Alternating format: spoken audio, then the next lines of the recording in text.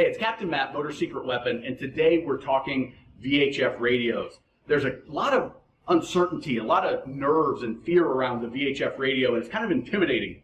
So let's address all of those, help you pick the right radio for yourself, how to use it confidently so that it's a huge tool for your safety, and I want you to be confident and competent with it. So let's start with, how does it work? You have your handhelds and you have your fixed mounts. The fixed mounts are going to be wired into your battery, so they're a little more powerful and have a little bit stronger signal that's going to go a further distance. But the VHF radio is a line of sight communication tool, which means this antenna to the next antenna has to be within line of sight. If there's trees or buildings or obstructions in the way, it's going to shorten its range. The other is the power. So the fixed mount is going to go further. It's going to be able to transmit further than the handheld. These are typically 25 watt, the handheld 5-6 watts in most situations. And the next is the height of the antenna. The higher the antenna, the longer that distance is going to go because of the curvature of the earth, okay? So if you think about the curve of the earth, if this antenna is here and this antenna is here, it's going to miss. But if it's higher, then it's going to reach it. So the height of your antenna is key as well. That's why I always recommend on the fixed mounts, if you have an antenna and you're running, especially offshore where you're going to be 5, 6, 10, 20 miles, you want to make sure that's in the 90-degree perpendicular position at the highest point you can get it before you're in an emergency situation. Just undo that little ratchet, get it 90 degrees and tighten it down when you head out, especially if you have to put it up and down for your marina storage, your dry stack, or on the trailer. So the line of sight is how it works. It's also an open communication channel. So anybody that's in the line of sight radius and the wattage distance of your radio is going to be able to hear your conversation, regardless of the channel. If they're monitoring that channel, they're going to hear you. So you want to be courteous, you want to be clear and concise and short your messages, and you want to be appropriate. There are fines for not obeying those rules. So when we get to the radio, channels are probably the biggest thing that you need to know, with channel 16 being your emergency and your hailing channel. You can see it's typically going to be red on the radio. You press that, that's going to be for emergency situations or for hailing another vessel. Let's start with emergency situations. First is a mayday. A mayday is, hey, listen, we're in a life-threatening situation, a medical emergency, the boat's going down, something that is dire. That's going to be a mayday. You call your mayday. We've got another video on how to do that, but that's the mayday. Second is the pon-pon. Pon-pon is, hey, things are really bad here, and it's going in the wrong direction. If there's any vessels in the area, we may be in a life-threatening situation soon. That's the pon-pon. And the third is the securite. Securite is, this is something that I think other boaters need to know. So there's a container floating in the channel. There's a log floating down the area that's an obstruction. This buoy's been dragged, and there's a obstruction in the way. If you follow the buoys, you're going to run aground. So it's a localized piece of information that's not on a chart. That something's just happened recently, and I want other boaters to know. That's the securite. And you're kind of doing that just as a helpful, friendly boater. Hailing.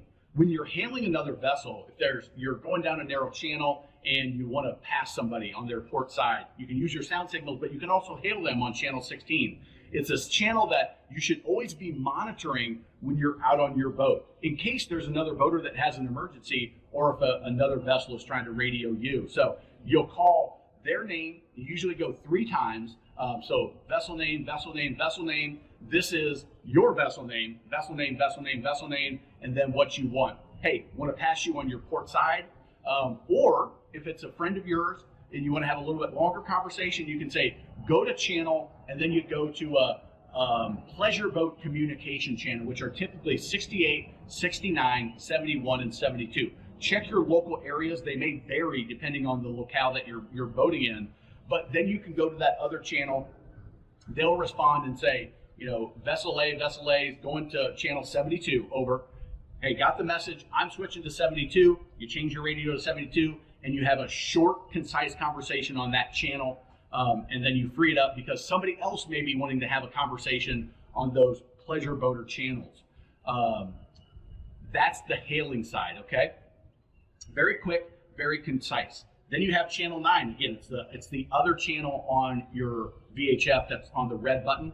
That's going to be the bridge channel. If you need to have a bridge lowered or raised, to pass, you would typically call them on channel 9.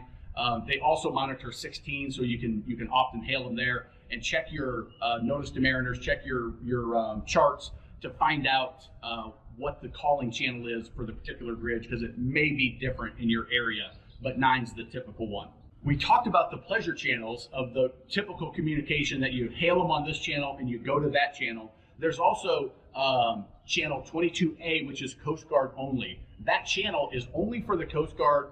You can listen to their announcements, but they will also sometimes make a call on 16 and say, go to 22 to get the complete message. So again, another reason to monitor 16 channels. But your VHF probably has some other functionality that's going to be very valuable for you. The number one thing, and this is probably the most forgotten thing, is this little red button. You can see it's got a little door and then a button that says distress on it. This is a button that you can use in emergency situations. It's very convenient. It's a great feature. However, you have to set it up before it's functional. So if you ever turn your VHF radio on and it gives you a warning that says your MMSI number is not programmed in here, well, that means your DCS button is not going to work. The way it works is you have to register your radio and connect it to your vessel. You can have multiple radios connected to one vessel, but only one vessel per MMSI number. So what you'll do is you can go to America's Boating Club, you can go to Boat US, and you can register for free if you're a member. I think it's $25 if you're not, but it's something that you should definitely do. What you'll do is you'll register your information and your vessel information so that they can plug that into the system. They're going to give you a 9-digit code, and you're going to program that 9-digit code into your VHF radio, into your handheld, into your permanent mount, into any radio that's on your vessel.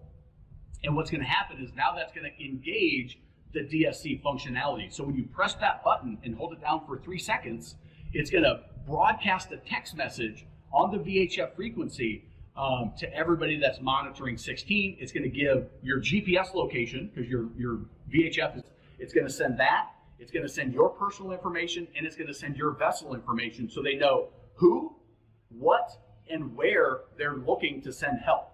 Okay. For the Coast Guard, it's going to give them precisely where to start their search grid, and likely just find you right away if they have somebody in the area. But again, it doesn't work unless you have that programmed in beforehand. So right now, when you finish up watching this video, I want you to go get your VHF radio. I want you to get that MMSI number and plug it in. Or the next time you're at your vessel, I want you to plug it in. Now, a tip. When you plug that into your VHF, make sure that you're very accurate, double, triple, quadruple check it before you click save, because it's very, very difficult to get that old number out and the new one in if you've made an error. Now, if you bought your vessel used, somebody else may have their MMSI number in your radio, okay? What you need to do is you can contact, again, Boat US or America's Boating Club, and you can disconnect that MMSI number from that other individual, register it to yourself and your vessel, and now plug that new number in to all of your radios on board. That way, if you do hit that, it's going to be the right person, the right vessel with the right radio, and it's going to match up. VHF radio, the MMSI number. Some of the other functionality is you have your WX button. On this, it's a soft key. On some, it's going to actually be a button, usually on your fixed mounts. That's going to give you the local weather. So you can monitor that when you're out on the water. You can plan your trip. You can listen to it as you're out on the water periodically and see if there's any bad weather you need to be aware of coming up. There's also a bunch of other functionality on different radios, programming waypoints, FM radio, being able to put different channels that you can monitor, multiple channels at the same time.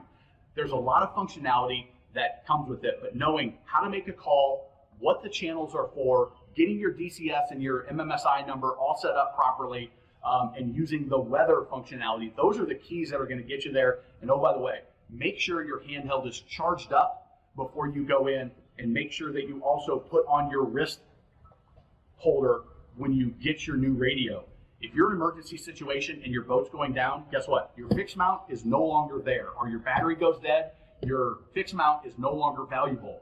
You must have that handheld. And if you're in the water and that is lost, guess what? Now you're out of luck. You have no communication tool. So I always recommend putting the wrist guard on and making sure that your handheld is waterproof and floatable. So if it does get in the water, it doesn't go to the bottom and it doesn't get ruined, and you can use it in an emergency situation when you need it. Thanks a lot. Remember, life truly is better on a boat.